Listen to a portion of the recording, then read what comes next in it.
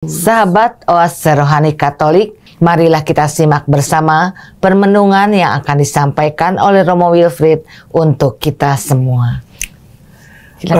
Mbak Marita dan para pemirsa pendengar sekalian, saya memberi tema permenungan kita, kami adalah saksi dari semuanya ini.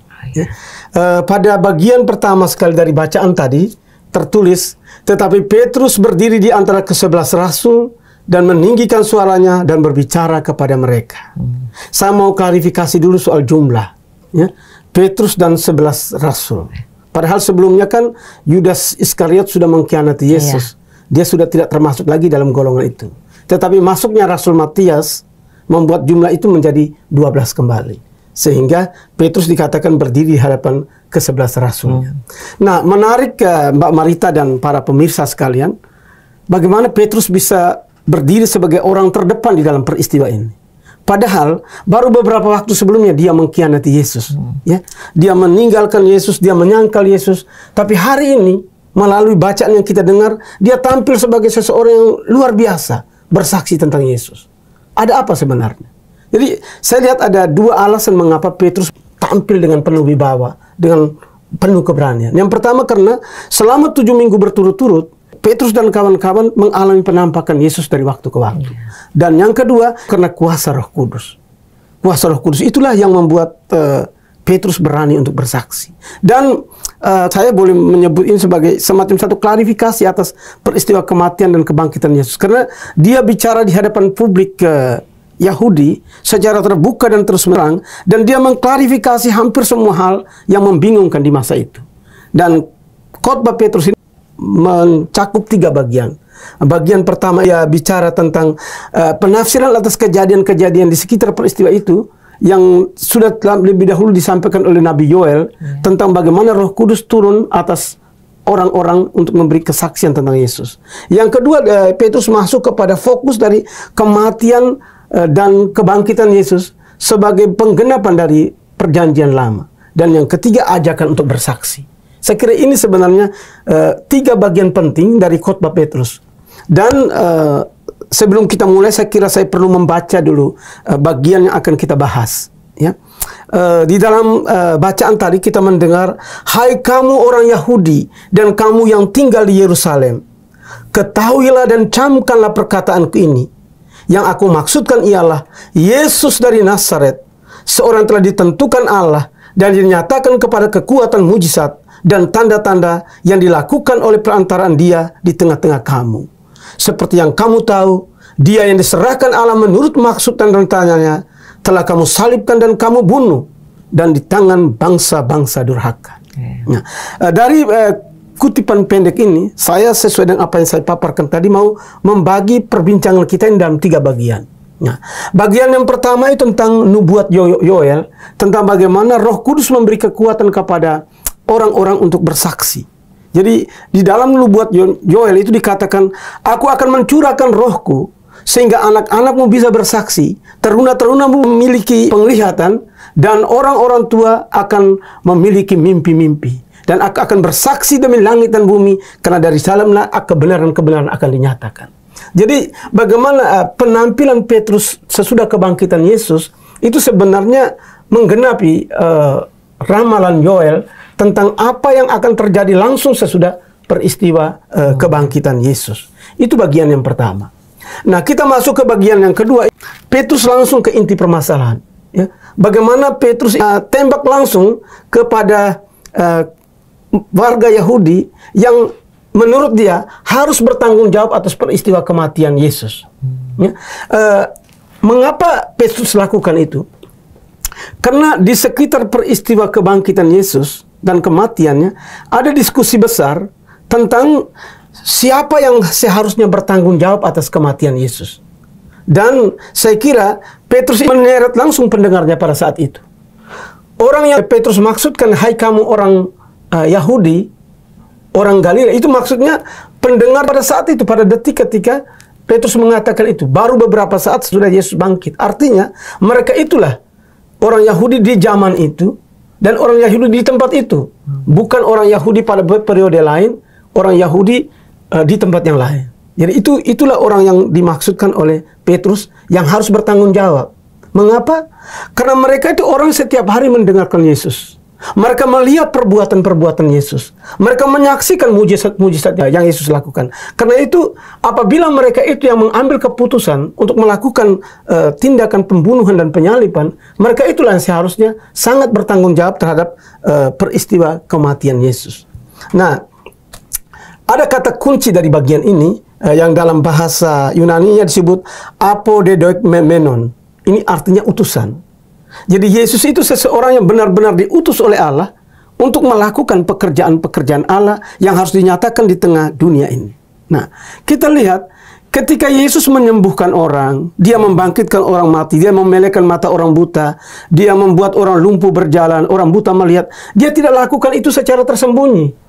Dia lakukan secara terbuka dan supaya orang semua melihat bahwa itulah pekerjaan-pekerjaan Allah yang dinyatakan oleh Yesus. Nah, dan yang Yesus lakukan bukan wow factor, bukan gagah-gagahan, tapi betul dia lakukan sebagai kuasa Allah untuk menyelamatkan umat manusia. Mereka mengalami kemalangan, mereka mengalami sakit, mereka mengalami penderitaan. Itu dilakukan oleh Yesus supaya bisa menunjukkan kuasa Allah bekerja di tengah dunia. Dan itu dilakukan di hadapan banyak orang. Semua orang melihat. Dan bagaimana orang-orang itu, mereka melihat lalu mereka bersaksi. Orang banyak menceritakan kejadian itu kepada teman-temannya. Bahkan orang yang disembuhkan di tempat terpencil, dia pergi bertemu dengan orang lain untuk mewartakan bahwa inilah pekerjaan Allah. Dan orang yang melihat perubahan atas orang itu juga ikut mewartakan kebesaran Allah. Jadi lihat bagaimana dari waktu ke waktu para pendengar Yesus itu rombongannya makin besar, dan mereka ini semualah ketika mereka mengambil keputusan untuk menolak Yesus, untuk membunuh Yesus, untuk menyalibkan Yesus, mereka semua inilah yang menurut Petrus harus bertanggung jawab. Nah, kita sebenarnya berhadapan dengan kontroversi, Mbak Marita. Kontroversi itu adalah pertanyaan. Apakah kematian Yesus itu terjadi karena rencana Allah?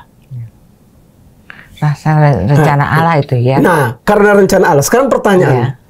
Kalau penderitaan dan penyaliban Yesus itu terjadi karena rencana Allah, lalu mengapa ada orang yang harus diseret untuk bertanggung jawab? Nah, ini kan semacam ada satu kontroversi. Kalau kita menyebut itu bahwa rencana Allah, mestinya tidak ada orang harus bertanggung jawab karena Allah memang menghendaki itu. Tapi penjelasannya demikian. Allah itu aktor utama, tapi dia menyerahkan proses eksekusi itu kepada bangsa Yahudi.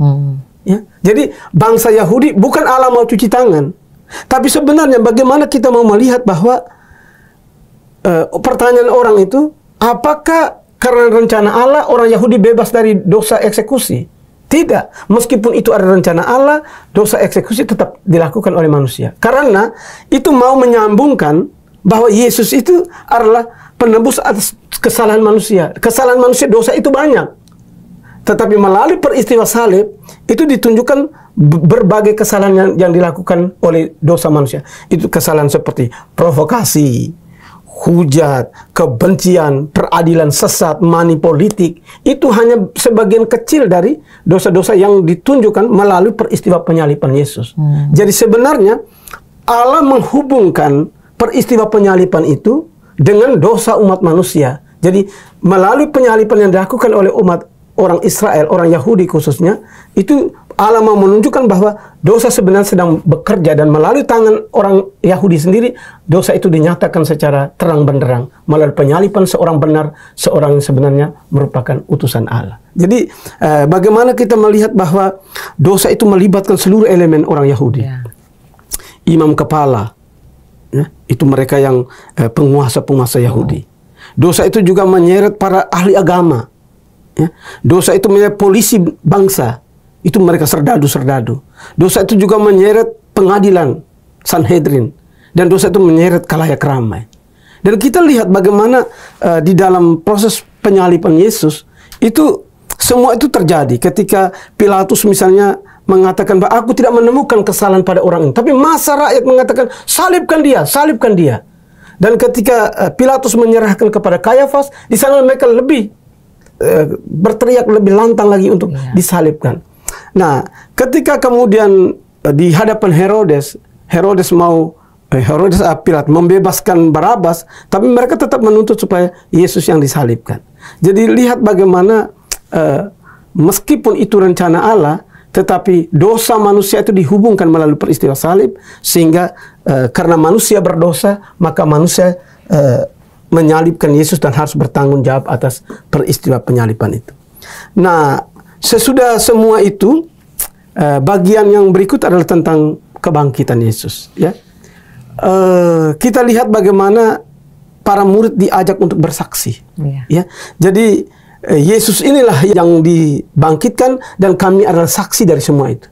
Jadi Petrus sebenarnya mau menunjukkan bahwa mereka semua, para rasul itu adalah saksi dari kebangkitan Yesus dan saksi untuk mewartakan itu ke tengah dunia. Nah, ada beberapa alasan mengapa para rasul itu disebut sebagai saksi. Pertama, karena Yesus menampakkan diri secara berulang-ulang kepada mereka. Mereka sendiri melihat bagaimana seseorang sudah mati, bangkit dan menampakkan diri. Bahkan mereka bisa melihat itu. Dan yang kedua, Yesus bahkan makan, hadir bersama dengan mereka. Itu kan satu menunjukkan bahwa Yesus bangkit secara nyata di tengah mereka. Lalu yang kedua, orang kan berharap sesudah peristiwa penyaliban Yesus, murid-murid itu takut, tersembunyi. Dan memang itu betul terjadi untuk beberapa waktu. Tetapi sesudah Yesus bangkit dan memperlihatkan diri, mereka menjadi berani sekali, tanpa takut akan apa yang terjadi. Nah, di situ terlihat keberanian itu menunjukkan bahwa Yesus benar-benar bangkit. Kalau mereka Yesus itu tidak bangkit, mereka tidak lihat, tidak ada keberanian bagi mereka untuk bersaksi. Tapi lihat bagaimana keberanian itu menegaskan sendiri bahwa justru melalui keberanian itu orang bisa percaya bahwa Yesus benar-benar bangkit dari antara orang mati. Dan yang berikut, juga mengapa kesaksian itu menjadi nyata dan kuat, karena orang Yahudi sendiri melihat hal-hal besar terjadi, seperti angin kencang atau lidah-lidah api turun ke atas itu. Sementara itu juga murid-murid bisa berbicara dalam berbagai bahasa. Nah, dengan semua itu nampakkan Yesus, keberanian para murid, lalu orang Yahudi sendiri melihat hal-hal besar terjadi. Orang semua yakin bahwa Yesus yang disaksikan oleh para rasul itu sungguh-sungguh Yesus yang telah bangkit dari antara orang mati. Saya kira ini Mbak Marita, beberapa permenungan kita dan para pemirsa sekalian tentang teks Injil dari khotbah Petrus hari ini.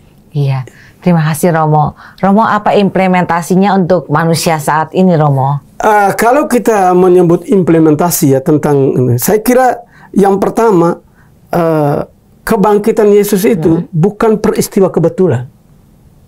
Itu rencana Allah yang memang benar-benar terjadi. Dan kita semua tahu bahwa kita ditebus. Karena itu kita mesti menyelaraskan hidup kita dengan darah Yesus yang tertumpah di salib. Supaya kematian Yesus tidak sia-sia. Kematian Yesus adalah untuk mengangkat kita dari keterpurukan dosa. Karena kita harus menyelaraskan hidup kita dengan rahmat besar yang sudah Tuhan berikan melalui kebangkitan. Terima kasih. Terima kasih Romo. Sahabat Oase Rohani Katolik, dengan demikian usailah jumpa kita di Oase Rohani Katolik.